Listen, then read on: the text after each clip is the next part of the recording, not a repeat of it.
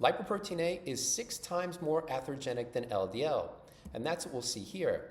On the y-axis, we've got the genetic effect on CHD, or coronary heart disease risk, and that's plotted against the genetic effect on ApoB, and more specifically, when ApoB is attached to either LDL or lipoprotein A.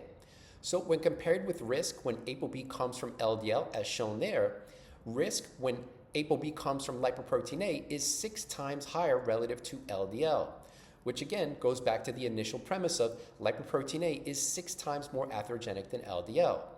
So there may be ways to reduce this risk, and one way may include high sensitivity C-reactive protein, specifically low levels, as that mediates lipoprotein A associated CVD risk. And I covered that in an earlier video, and if you missed it, it'll be in the right corner. But there may be another way to reduce lipoprotein A associated cardiovascular disease risk. And that way involves the waist to hip ratio, which modifies lipoprotein A associated CVD risk, which is what we'll see here. On the y-axis, we've got the cumulative incidence of having an ASCVD event, so atherosclerotic cardiovascular disease event. And for ASCVD events, they included myocardial infarction, so having a heart attack, having to be resuscitated from cardiac arrest, so when the heart stops beating, coronary heart disease, angina, which is chest pain, or stroke. And then that was plotted against follow-up time in years, up to 20 years later after the initial assessment of lipoprotein A and the waist to hip ratio. All right, so now we can ask that question. Is lipoprotein A associated ASCVD risk higher in people with a relatively low waist to hip ratio? We're going to have two groups for lipoprotein A, lower than 50 milligrams per deciliter, which is quote unquote low in blue, and relatively high lipoprotein A in red, greater than 50 milligrams per deciliter. And in terms of the waist to hip ratio, it included people with an average waist to hip ratio of 0.83. In terms of the cumulative incident curves, the blue and the red lines, we can see that they overlap, such that there was no significant difference between the cumulative incident rate for people that had high or low lipoprotein A in conjunction with a low waist to hip ratio. So from this, we can conclude that CVD risk is not relatively higher in people who have a high lipoprotein A relative to low lipoprotein A and a low waist to hip ratio. All right, so these were the lowest waist to hip ratios in the study. What about at higher waist to hip ratios? So now we're going to take a look at data for people who had an average waist to hip ratio of 0.93. Again, same setup, low lipoprotein A in blue, relatively high in red.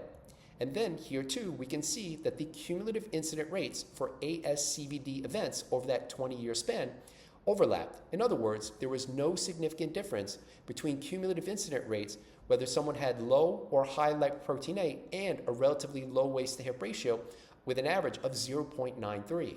So from this, here too, we can conclude that CVD risk is not relatively higher in people with relatively high lipoprotein A, greater than 50 milligrams per deciliter, and an intermediate waist to hip ratio.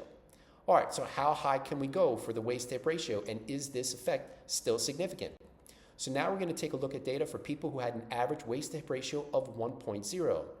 And when compared with the low lipoprotein A group, now we can see that there is indeed some separation for cumulative incident rates. And you can see by the log rank p-value, they are significantly different. In other words, people who had a relatively high lipoprotein A, greater than 50 milligrams per deciliter, and for both groups that had a waist to hip ratio of 1.0, their cumulative incident rates of having an ASCVD event was significantly higher than people who had low lipoprotein A, less than 50 milligrams per deciliter, and also that 1.0 average waist to hip ratio.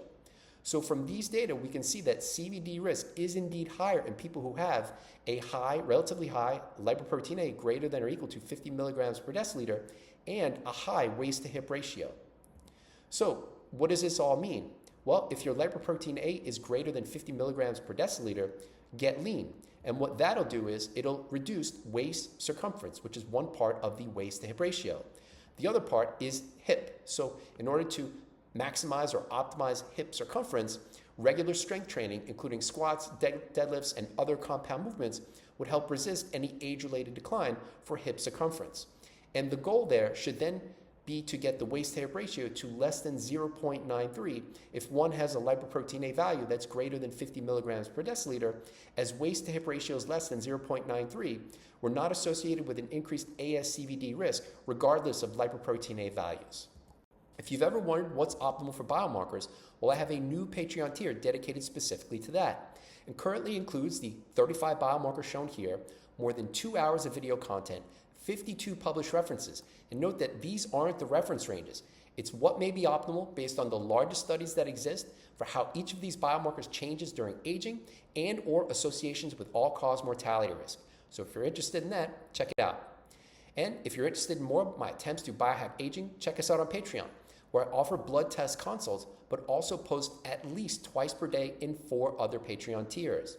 We've also got discount and affiliate links that you can use to test yourself that help support the channel, including ultralabtest.com, which is where I get the majority of my blood testing done, including lipoprotein A, the clearly filtered water filter, which I use every day, at-home metabolomics, I'm up to 21 tests, oral microbiome composition, NAD testing with Ginfinity, epigenetic testing with True Diagnostic, at-home blood testing with Cyfox Health, which includes the best epigenetic clock of epigenetic clocks, GrimAge, green tea, which has a bit of an issue now because of the tariffs impacting Japan to get green tea over here to the States, but I'm still committed to them long term because I love their tea. Diet tracking with Chronometer, or if you'd like to support the channel, you can do that with the website Buy Me a Coffee. We've also got merch, including Data is my North Star, Figuring Stuff Out is my drug, and the ConquerAging or Diet Trying logo, which I've got on here. Link in the video's description.